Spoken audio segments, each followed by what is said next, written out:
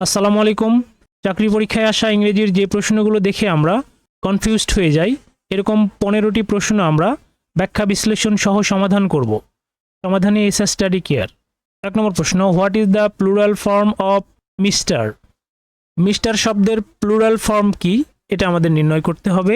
তো মিস্টার হচ্ছে, এই মিস্টার শব্দের সংক্ষিপ্ত রূপ হচ্ছে MR, মিস্টার, যেটি পুরুষের নামের আগে সম্মানসূচক সম্বোধন হিসেবে ব্যবহার করা হয়।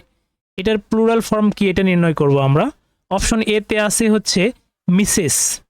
এটা হচ্ছে এই মিস্ট্রেস শব্দের সংক্ষিপ্ত রূপ হচ্ছে মিসেস, যেটি বিবাহিত নারীদের সম্বোধন করতে ব্যবহার করা হয় এবং এটি একটি সিঙ্গুলার ফর্ম, তাহলে এটা মিস্টারের প্লুরাল ফর্ম নয়। বিতে আছে মিস্টার্স, এই শব্দটি মিস্টারের প্লুরাল হিসেবে ব্যবহৃত হয় না। সিতে আছে হচ্ছে মিস। মিস শব্দটি নারীদের ক্ষেত্রে, বিশেষ করে বিবাহিত এবং অবিবাহিত সবার ক্ষেত্রে মিস সম্বোধনটি ব্যবহৃত হয় এবং এটিও সিঙ্গুলার ফর্ম, এটি হচ্ছে মিস্টারের প্লুরাল ফর্ম নয়, তাহলে এটাও অ্যান্সার হবে না। ডিতে আছে হচ্ছে মেসার্স। মেসার্স হচ্ছে মিস্টারের প্লুরাল ফর্ম, তাহলে মিস্টার শব্দের প্লুরাল ফর্ম হবে হলো Messrs. D number, Messrs. Which part of speech is book? Book শব্দটি কোন পার্টস অফ স্পিচ? অপশন এতে আছে নাউন, তো বই একটি নাউন, এটা হতে পারে। বিতে আছে ভার্ব, তো আমরা জানি বুক শব্দটি ভার্ব হিসেবে বুঝতে পারে। এবং সিতে আছে অ্যাজেক্টিভ, অ্যাজেক্টিভ হবে না। ডিতে আছে এ ও বি উভয়, তার মানে বুক শব্দটি নাউন হতে পারে এবং ভার্বও হতে পারে। নাউন যখন হবে তখন হচ্ছে, যদি এরকম লিখি আমরা, আই রিড আ বুক, এখানে বুক শব্দটি নাউন, এবং ভার্ব হিসেবে যখন বসবে তখন হচ্ছে এরকম হবে সেন্টেন্সটি, I will book a ticket, এখানে বুক শব্দটি হচ্ছে ভার্ব। তাহলে আমরা দেখতে পাচ্ছি বুক শব্দটি নাউন হিসেবে বসতে পারে, ভার্ব হিসেবে বসতে পারে, তাহলে এখানে অ্যান্সার হবে এ ও বি উভয়, D number. Which of the following words can be used as a verb? নিচের কোন শব্দটি ভার্ব হিসেবে ব্যবহৃত হতে পারে? অপশন এতে আছে মোবাইল। মোবাইল শব্দটি নাউন এবং অ্যাজেক্টিভ হিসেবে বসতে পারে, নাউন এবং অ্যাজেক্টিভ, ভার্ব হিসেবে সাধারণত বসে না। বিতে আছে সুগার। সুগার শব্দের অর্থ হলো চিনি, এটি নাউন হিসেবে বসতে পারে এবং এটি ভার্ব হিসেবেও বসতে পারে। যখন এটি ভার্ব হিসেবে বসে তখন এর অর্থ দ্বারাই হচ্ছে মিষ্টি করা।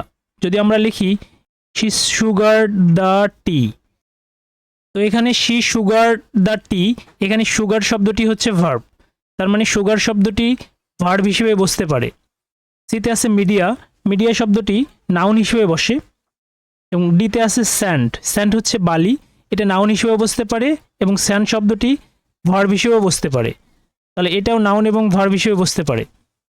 তো যখন স্যান্ড শব্দটি ভার্ব হিসেবে বসে তখন এর অর্থ দ্বারাই হচ্ছে ঘষে মসৃণ করা। তাহলে আমরা এখানে দেখতে পাচ্ছি ভার্ব হিসেবে ব্যবহৃত হয় হচ্ছে সুগার এবং হচ্ছে স্যান্ড, এই দুটি শব্দই ভার্ব হিসেবে ব্যবহৃত হয়।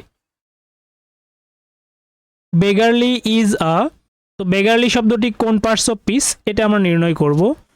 তো আমরা সাধারণত যেটা জানি, শব্দের শেষে এল ওয়াই থাকলে সাধারণত অ্যাডভার্ব হয়, কিন্তু এখানে বেগারলি শব্দটি অ্যাডভার্ব নয়।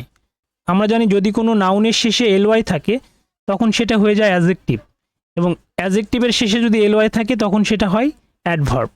এখানে বেগারলি শব্দটি গঠিত হয়েছে হলো বেগার যোগ এল ওয়াই। বেগার শব্দের অর্থ হলো ভিক্ষুক, এর সাথে যোগ হয়েছে হলো এল ওয়াই, এবং বেগার হচ্ছে নাউন, নাউনের সাথে এল ওয়াই যুক্ত হওয়ার জন্য এটা হবে হচ্ছে অ্যাজেক্টিভ, যার অর্থ হচ্ছে নিজ বা গরিব অথবা অধম। তাহলে এখানে বেগারলি শব্দটি হবে হচ্ছে অ্যাজেক্টিভ, বি নাম্বার, অ্যাজেক্টিভ। 5 নম্বর প্রশ্ন, what is your new job like? Here like is, what is your new job like, এই সেন্টেন্সটির অর্থ হচ্ছে তোমার নতুন চাকরিটা কেমন। তো এই লাইক শব্দটি দ্বারা কেমন বা মতো এই অর্থ প্রকাশ করছে, যে কারণে এটা হলো প্রেপোজিশন, এটাকে আমরা বলবো ডিটাচড প্রেপোজিশন। তাহলে এখানে লাইক শব্দটি হবে হচ্ছে preposition, B number, preposition. The word category of foment is, তো ফোমেন্ট শব্দটি কোন ক্যাটাগরির? তো আমাদের স্বাভাবিকভাবে মনে হতে পারে এটা নাউন হতে পারে, কিন্তু ফোমেন্ট শব্দটি নাউন নয়। ফোমেন্ট শব্দটির অর্থ হচ্ছে শেক দেওয়া, উদ্দীপিত করা বা ইন্ধন যোগানো, এবং এটি একটি ভার্ব যার নাউন ফর্ম হচ্ছে ফোমেন্টেশন। তাহলে ফোমেন্ট শব্দটি হবে হচ্ছে verb, be number, verb. They tell us a tale about a tale, the word tell is. এখানে টেল শব্দটি কোন পার্টস অফ স্পিচ সেটা বের করতে বলছে। এই বাক্যটির অর্থ হচ্ছে তারা একটি লেজের গল্প বলেছিল। এখানে টেল শব্দটি দ্বারা গল্প বোঝাচ্ছে, অথবা আমরা এটাও মনে রাখতে পারি তার আগে একটা আর্টিকেল আছে, আর্টিকেলের পরে যদি একটি শব্দ থাকে তো সেই শব্দটি হচ্ছে নাউন, এই জন্যই টেল শব্দটি হবে হচ্ছে নাউন। তাহলে এখানে অ্যান্সার হবে হচ্ছে নাউন।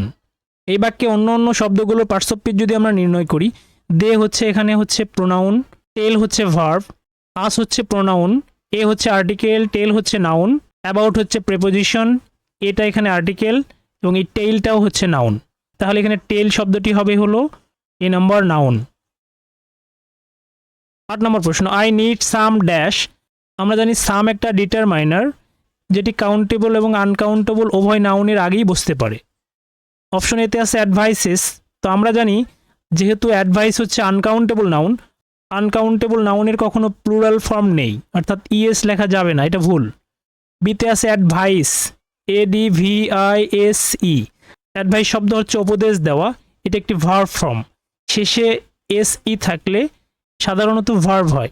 তাহলে এখানে অ্যাডভাইস হচ্ছে হলো ভার্ব, তাহলে এখানে ভার্ব আমরা বসাতে পারবো না, এটাও অ্যান্সার হবে না।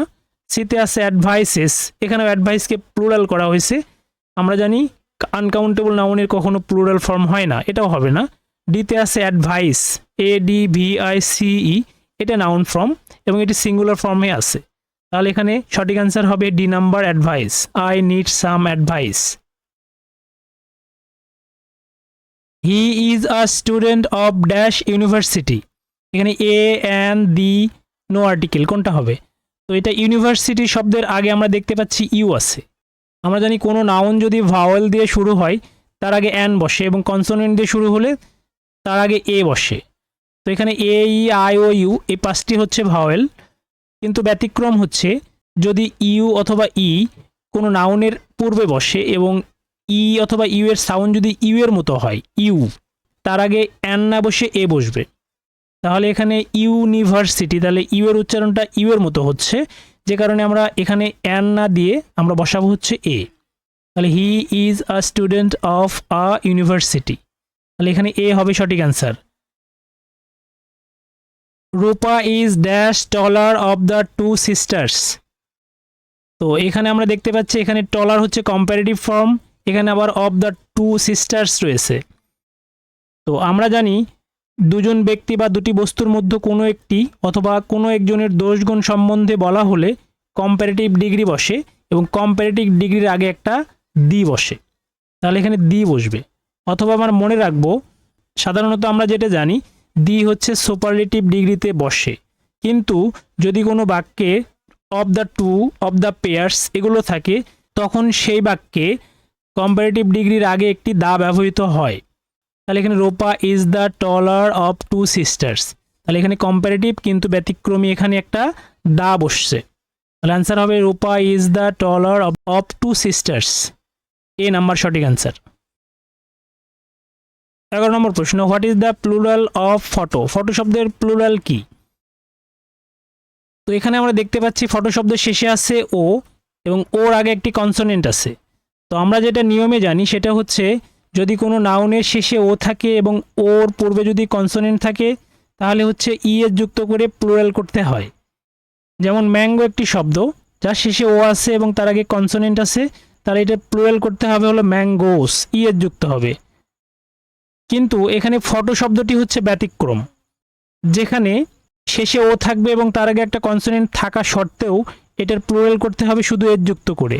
তাহলে ফটো শব্দের প্লুরাল ফর্ম হবে হলো ফটোস, শুধু এর যুক্ত হবে, এ নাম্বার সঠিক অ্যান্সার। এরকম ব্যতিক্রম আরও যেগুলো আছে সেগুলো হচ্ছে ডায়নামো, ফটো, ক্যান্টো, এগুলো শেষে শুধু এর যুক্ত করে প্লুরাল করতে হয়, তাহলে এখানে অ্যান্সার হবে A number photos. What is the plural form of ship. Ship শব্দের প্লুরাল ফর্ম কি? তো আমরা কিছু ব্যতিক্রমী নাউন চিনি যেগুলোর সিঙ্গুলার এবং প্লুরাল ফর্ম একই। তো এ ধরনের একটি শব্দ হচ্ছে শিপ, শিপের সিঙ্গুলার এবং প্লুরাল ফর্ম একই, তাহলে সঠিক অ্যান্সার হবে বি নাম্বার শিপ। এরকম আরও কিছু শব্দ আছে যেগুলো হচ্ছে ডিয়ার, ফিশ, ডাইস, এয়ারক্রাফট ইত্যাদি, তাহলে এখানে শিপ শব্দের প্লুরাল ফর্ম হবে শিপ, বি number ship. What does the word spouse means? Spouse শব্দের অর্থ হচ্ছে স্বামী বা স্ত্রী অথবা বিবাহিত সঙ্গীকে বোঝানো হয়।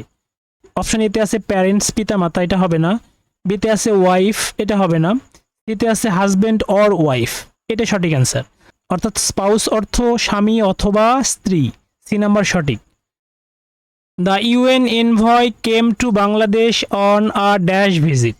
অপশন এতে আছে 3 ডে। তো এখানে অপশন এটাই সঠিক অ্যান্সার। এখানে যে বিষয়টা আমাদের মনে রাখতে হবে সেটা হচ্ছে হাইফেনেটেড অ্যাডজেক্টিভ। আমাদের এখানে মনে হতে পারে 3 এখানে আছে, এখানে ডে এর সাথে তাহলে প্লুরাল হবে, কিন্তু না, এই পুরো বাক্যটি একটি হাইফেনেটেড অ্যাডজেক্টিভ, যেটা হচ্ছে অ্যাডজেক্টিভের কাজ করছে, যে কারণে এর সাথে এস বা এস যুক্ত করা যাবে না। এখানে 3, 4, 5 যাই থাকুক না কেন, এখানে এস যুক্ত করার সুযোগ নাই, কারণ আমরা জানি অ্যাডজেক্টিভের সাথে কখনো এস বা এস যুক্ত হয় না। তো এখানে অ্যান্সার হবে A number, a 3 day visit, যার অর্থ হলো জাতিসংঘ দূত 3 দিনের সফরে বাংলাদেশে এসেছিলেন। তো এখানে 3 ডে, 3 ডে ভিজিট বলতে বোঝানো হচ্ছে 3 দিনের সফর। এখানে ভিজিট শব্দটি নাউন এবং এই 3 ডে হচ্ছে একটি অ্যাডজেক্টিভ, যেটি হচ্ছে হাইফেনেটেড অ্যাডজেক্টিভ। তাহলে অ্যান্সার হবে এখানে 3 ডে ভিজিট। বিতে আছে 3 ডেজ, আমরা জানি যেহেতু অ্যাডজেক্টিভ সেক্ষেত্রে আমরা 3 পরে এখানে ডে এর সাথে এস যুক্ত করতে পারবো না, এটা ভুল। সিতে আছে হলো 3 ডেজ, এটাও হবে না। ডিতে আছে হচ্ছে 3 ডে, যেহেতু এখানে এ আসেই তাহলে এখানে আমরা অতিরিক্ত এ দেওয়ার দরকার নেই, তাহলে এখানে অ্যান্সার হবে A number. The adjective of the word ox is. Ox শব্দের অ্যাডজেক্টিভ কি? তো আমরা জানি অক্স শব্দের অর্থ হচ্ছে ষাঁড় গরু। এখানে অপশন এতে আছে কাউলি, কাউলি এটি একটি ভুল শব্দ, এটি অশুদ্ধ। বিতে আছে বোভাইন, তো বোভাইন হচ্ছে অক্স শব্দের ল্যাটিন অ্যাডজেক্টিভ, তাহলে অক্স শব্দের অ্যাডজেক্টিভ হবে হচ্ছে বি নাম্বার বোভাইন, যার অর্থ হচ্ছে গরু সম্পর্কিত। সিতে আছে অক্সেন, অক্সেন হচ্ছে হলো অক্স শব্দের প্লুরাল ফর্ম। এবং ডিতে আছে অক্সি, এটি একটি ভুল শব্দ, এটাও হবে না। তাহলে এখানে অক্স শব্দের অ্যাডজেক্টিভ হবে হচ্ছে বোভাইন, বি নাম্বার বোভাইন। ভিডিওটি যদি ভালো লেগে থাকে অবশ্যই চ্যানেলটি সাবস্ক্রাইব করবেন, ভিডিওটিতে লাইক, কমেন্টস এবং শেয়ার করবেন। কমেন্ট বক্সে ডান লিখতে ভুলবেন না। ধন্যবাদ।